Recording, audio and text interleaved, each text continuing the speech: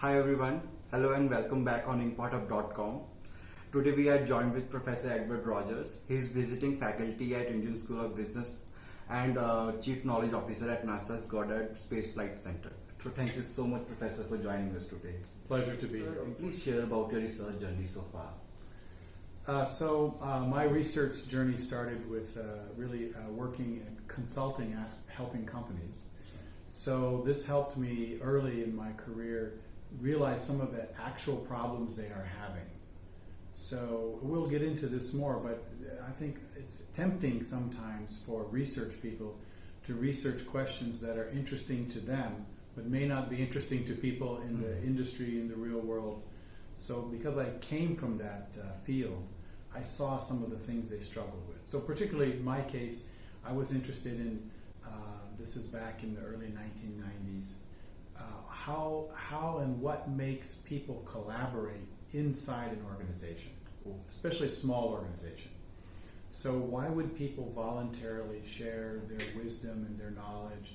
In some cases, in some company, you might get very strong, collaboration. Yes. In another company, that startup, let's say, has great ideas, great vision, but it doesn't click. People are just kind of holding back, giving, Exactly. and you get a different result. Yes. So that was an interesting question to me, and it's actually very relevant to startup people and startup entrepreneurs.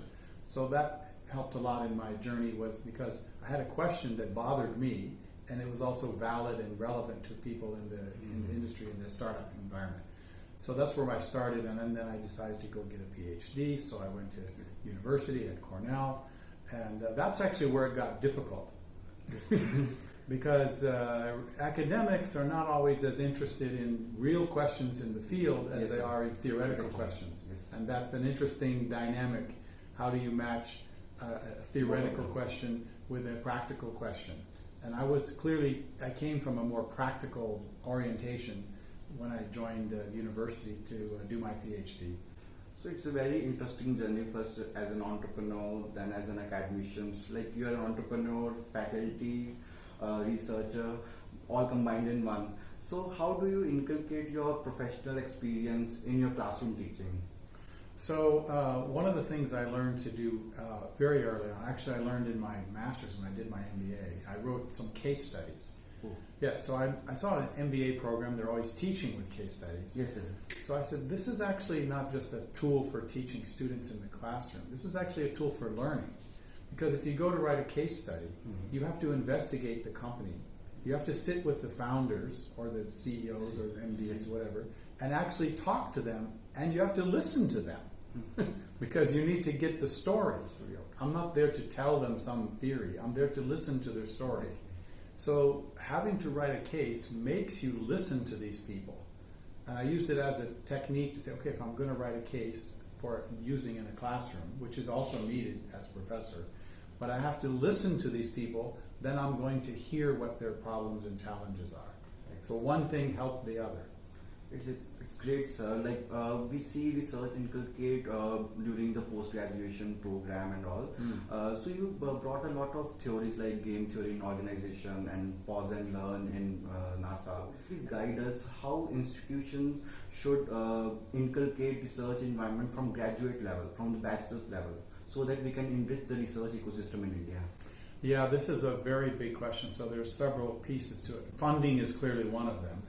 And there need to be policies and funding policies that encourage institutional research. That's a different question. Some, of course, private institutions have a pot or set aside some money for research, and that's wonderful. And you see more of that. Much more coming fast in India. Private institutions putting aside, so that's great. Of course, the government should cooperate and encourage this, and they're trying. They're making steps.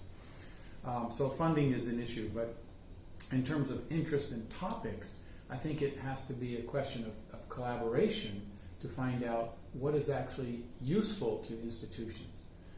Institutions, organizations, corporates, they don't always know what is interesting to them. But when they sit to talk with researchers from academic institutions, often there's a very difficult conversation.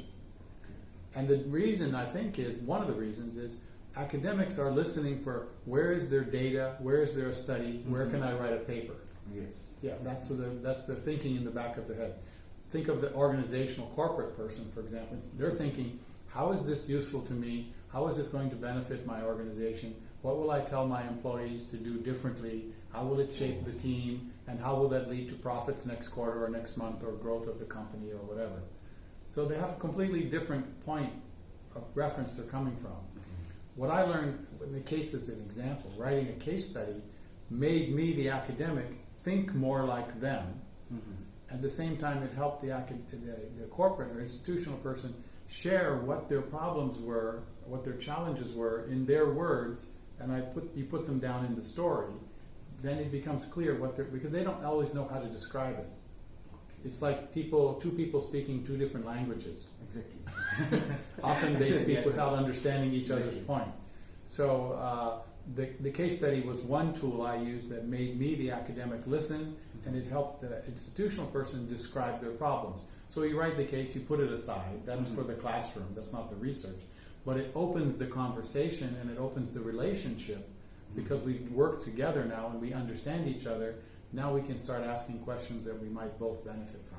Like, it's really great. Like, we should have the hand-on experience, and industries, organizations should be working to enrich the research ecosystem.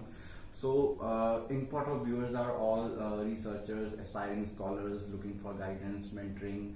So, what message you would like to give to all scholars to do path-breaking research?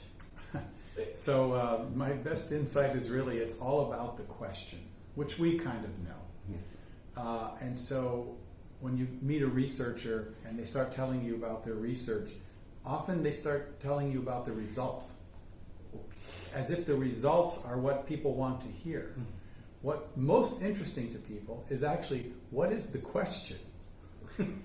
And so I think we need to be better at sharing questions. Yes, sir. So I had a question. Why do some companies, the people collaborate very well? In some companies, the people don't collaborate. You get a different result. We understand that. So the researchers people wanted me to measure stock price and measure employee turnover to prove that I said, I don't doubt that there's a different result. Yes. I'm not doubting that. My question is, why do they collaborate in this firm and they don't collaborate in this firm? The question is more important than what can you measure? What result can you give? Yes. And it's also true for the founders and entrepreneurs. They'll deal with their stock price and their funding and their employee turnover. All these issues are there, but they have some questions. What am I doing that's different than somebody else? I'll give you an example. There's a very good book written by Ed Catmull, Catmull. He was the founder of Pixar. Yeah, which made Toy Story. Yes, exactly. A very successful company. So he asked the question in his book. I saw many of my colleagues start companies, and they want to be different.